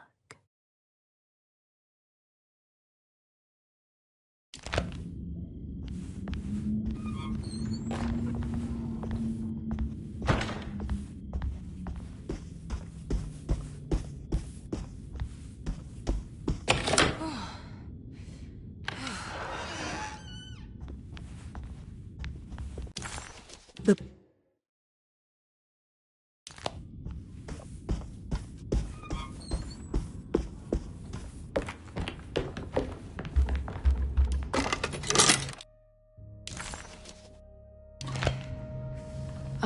What's this?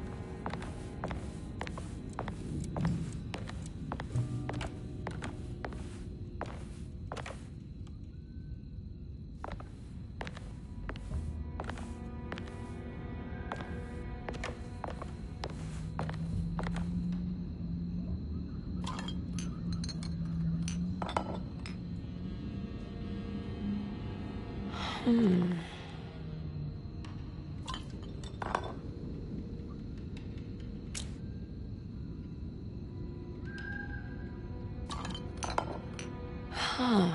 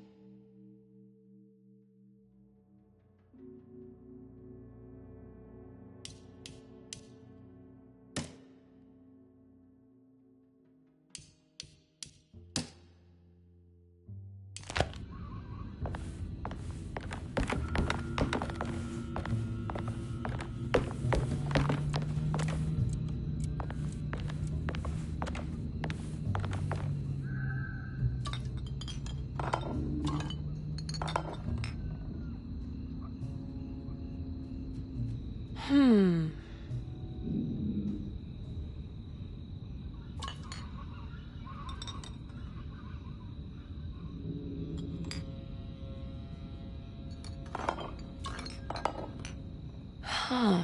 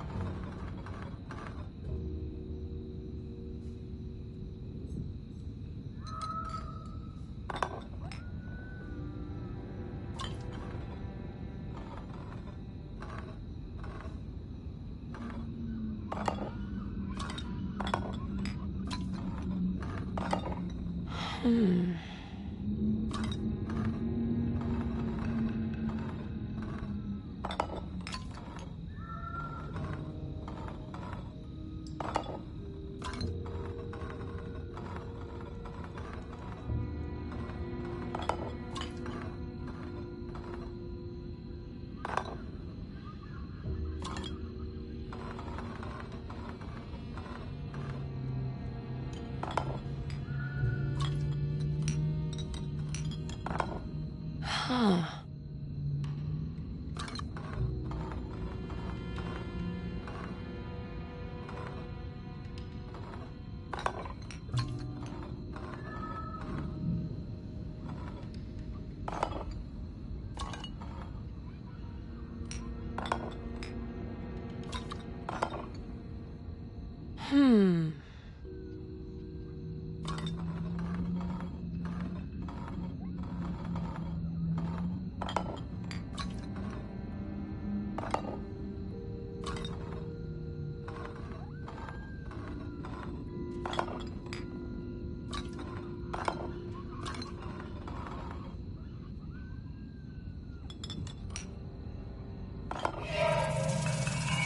The rot made the shape of a snake. Is it telling me something? Maybe it has to do with the numbers on the bottles.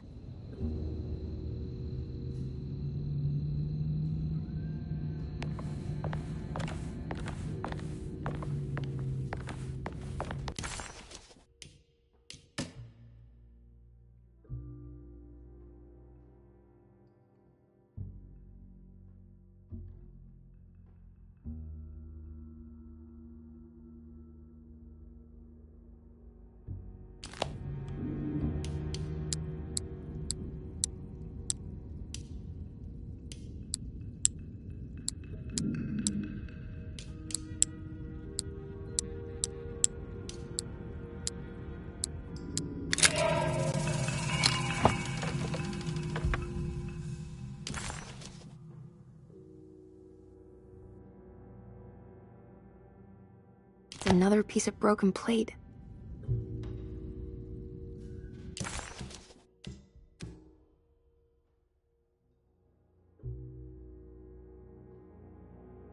The prick of the syringe hadn't hurt as much as the humiliation of being played by that child.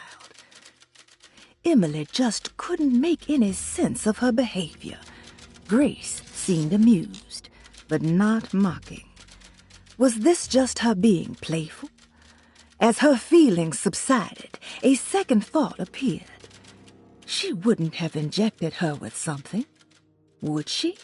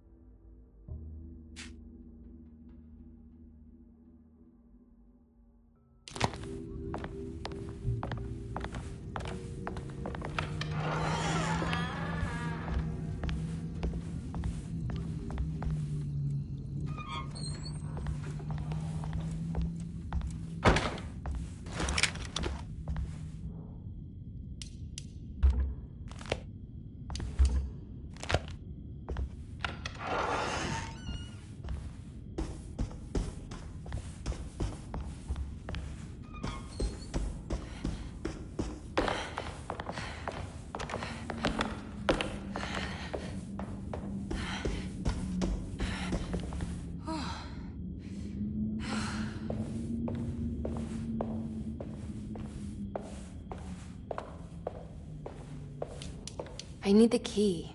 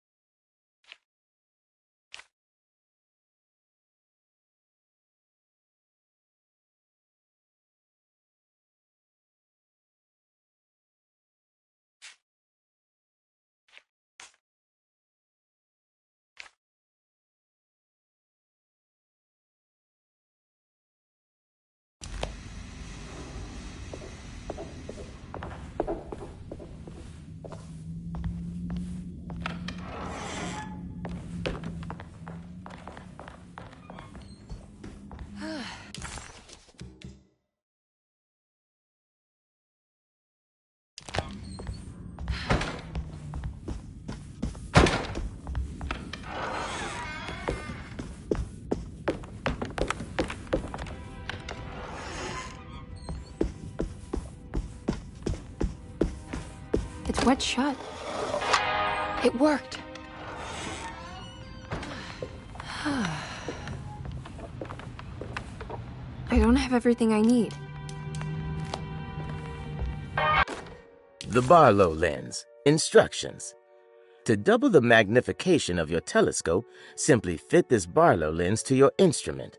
Then operate the fine tuners to adjust the distance between your lenses. This is easily done while looking through your eyepiece. Simply search for a position where your picture is clear and appears flat. When correctly tuned, your telescope should present a clear picture with magnificent magnification.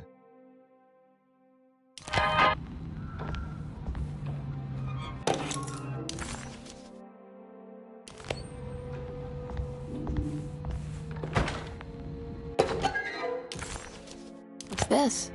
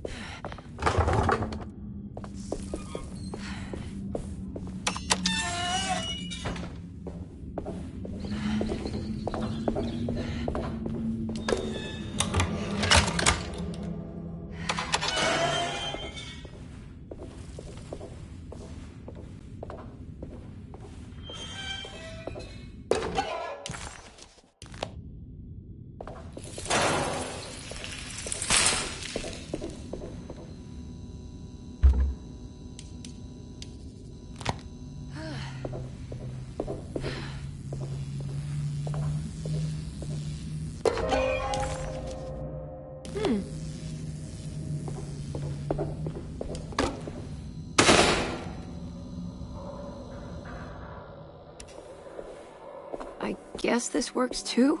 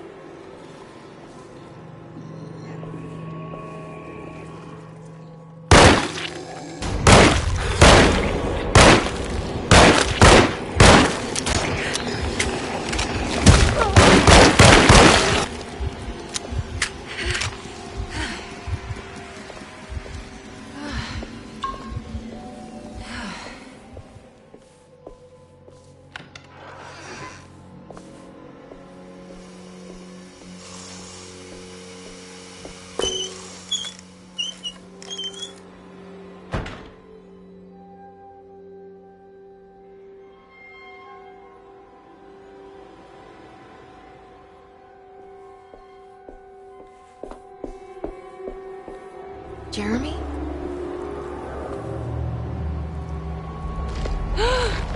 What the hell is that?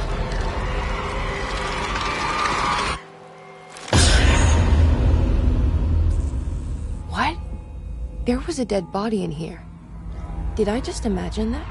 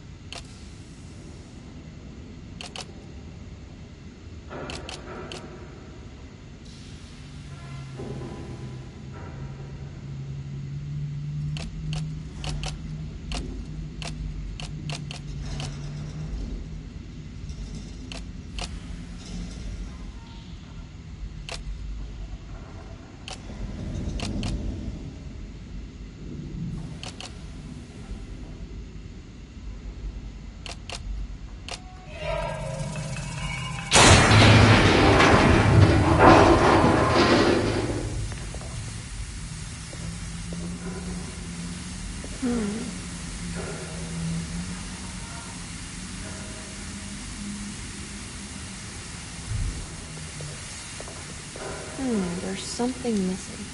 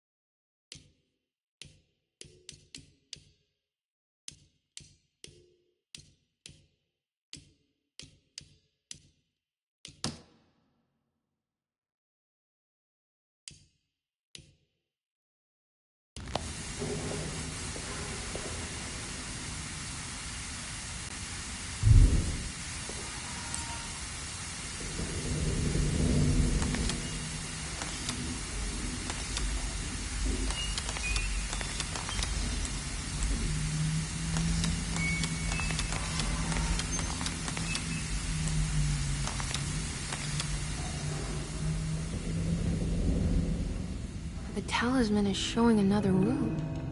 Something is open.